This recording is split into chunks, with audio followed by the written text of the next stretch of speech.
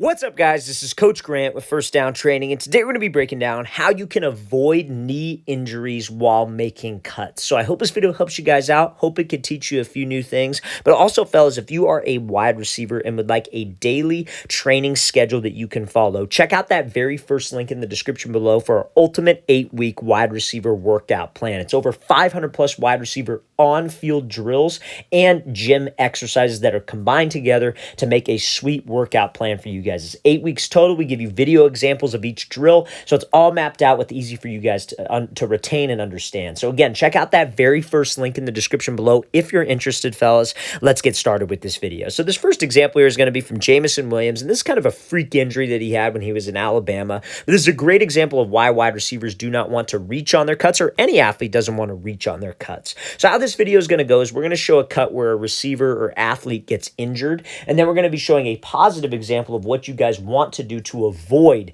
that knee injury. So many times wide receivers try to over exaggerate their cuts. You know, they'll reach really far on cuts, they'll drag their back foot, and they love stepping way outside their frame. Because again, when you step outside your frame, you're going to slow down, but you're probably not going to have much speed out of the break, and that puts a ton of pressure on the knee, the ankle, the Achilles, pretty much everything that we do not want to hurt. So one thing that you want to try to avoid as a receiver is reaching on your cuts. You never want to cut outside of your shoulder frame. When you think about your shoulder frame, you hear the phrase all the time, especially when you're a younger athlete, hey, keep your feet shoulder width apart. Shoulder width apart.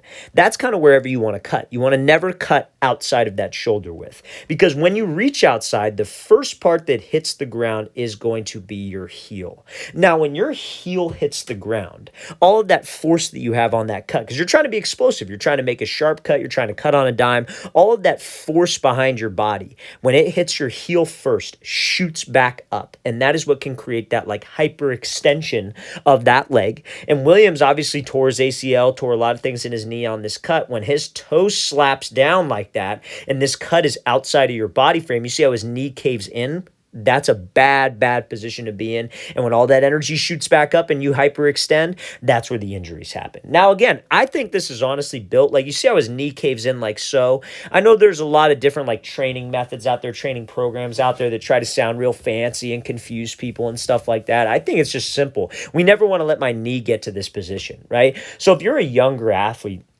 maybe you're lifting a lot, you're just starting to lift, you're getting into the gym, you want to try to avoid that knee cave position at all costs. You see it so many times with wide receivers when they make their cuts. You see it a lot with younger athletes when they're in the gym doing squats. What do their knees do? Their knees cave in like this. Guys, we want to always press my knee outward. That's why you see so many great athletes who have that knee pressed outward look. They don't have that many injuries, because that's a position that we should try to rep out. Having good form with your exercises, how you pick weight up off the ground, how you do certain things is so important, because it can prevent the muscle memory of you getting to this spot when you're making a cut. Because I guarantee you, Jameson Williams is not thinking about, oh, I'm going to reach outside my frame on this cut. It just happens because he's done it so many times. And again, it can be prevented in you younger athletes if we have the right foot strike, the right mechanics, and we work on the right things. So let's look at this example here of Calvin Ridley making a cut. Now, he's going to be running and again, so many people attribute it to oh, well, the athlete's moving fast, he's cutting, he's stepping really hard with his feet. That's why he got hurt, right? But you see it time and time again with athletes who are able to cut on a dime, cut with a lot of explosion, who don't get hurt. And a lot of it has to do with the mechanics and their foot placement. So let's watch Calvin Ridley. He's running a route here. He's running a comeback route where he's got to be real violent with his break, and he's able to snap down. Now, I want you to pay attention to the difference here on Calvin Ridley's cut, and I want you to think about to Jameson Williams' cut. When he breaks down, where is that foot? Inside of his shoulder frame, right? Or just shoulder width apart. And you see his knee, it caves in a little bit, but it is not a ton, because he is not outside of his body frame. And I want you to pay attention to the first part of his foot that hit the ground.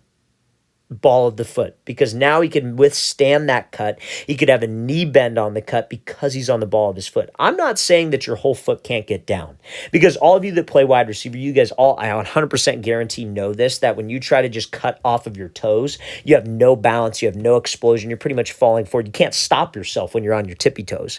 You got to get your whole foot down, but the first part that hits is the ball of the foot. And again, you see Ridley's whole foot is down, but his weight is distributed on the ball of his foot, and the first worst part to hit was the ball of the foot. I'm talking that part of your foot that's like under your toes, that arch, like a little bit above that archway.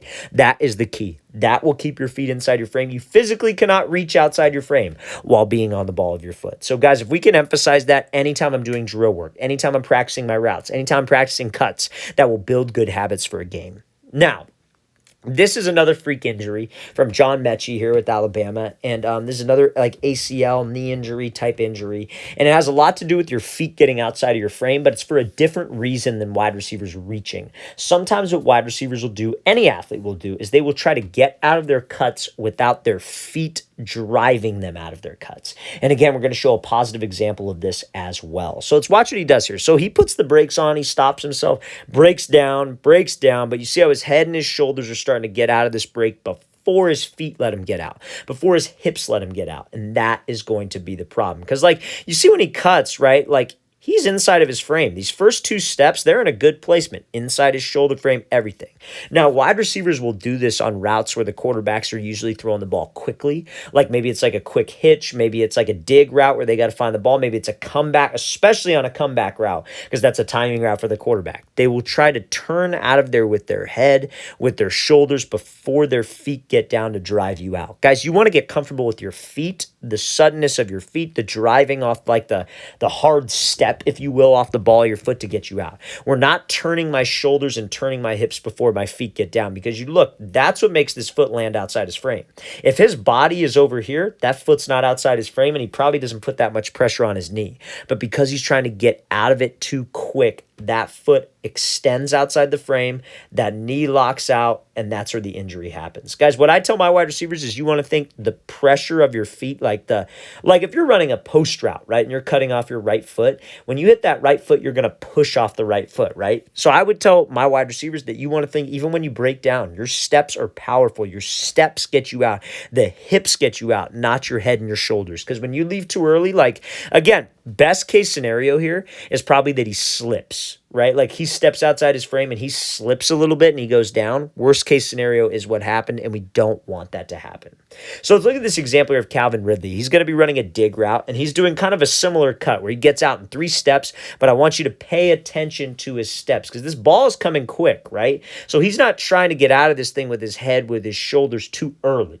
And yes, you want to snap your eyes around to the quarterback, but guys, we got to get comfortable with my feet driving me out of the break. You can look, but you got to let your feet do the groundwork first, if that makes sense. So you see when he gets into this break, he drops down. Again, this could tie back to the first example. What part of his foot hits the ground? Ball of the foot. And these are 2 separate cuts where I guarantee you he is not thinking about the ball of his foot hitting the ground. It is something that he has repped out 100,000 times, you guys. Again, it takes reps to build that habit, but that's why I tell you guys this, so we can avoid the injury, we can avoid the setback, and it's never something that we have to worry about in terms of mechanics. Sometimes a freak injury might happen, but you never have to worry about it in terms of what you can control. Right? So you see how he breaks down. Again, that decelerates him, but watch his second and third step. Second step pivots, third step, where's it at? Maybe a little bit outside of his frame, but he still has a knee bend. He's not hitting the ground with his heel first. It's pretty much shoulder width apart. And again, you see, very smooth cut, not extending, not falling, not slipping. That's how you guys make a cut. When you guys break down, let the feet drive you out. On this break, he's trying to get out in 3 steps. He wants to snap, he wants to pivot, and that pivot step is starting to get his hips turned.